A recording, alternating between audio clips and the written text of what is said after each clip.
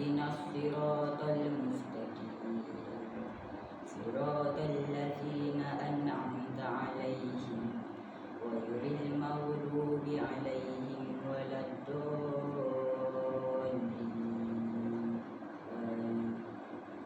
بسم الله الرحمن الرحيم لم يكن الذين كفروا من أهل الكتاب والمشركين منفكين حتى تأتيهم البينة رسول من الله يتلو صحفا مطهرة فيها كتب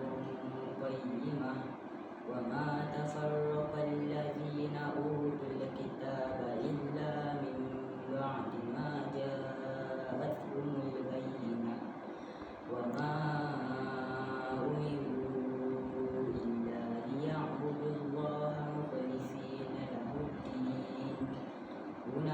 حنفاء ويقيموا الصلاة ويؤتوا الزكاة وذلك دين القيمة إن الذين كفروا من أهل الكتاب والمشركين في نار جهنم خالدين فيها أولئك هم شر البرية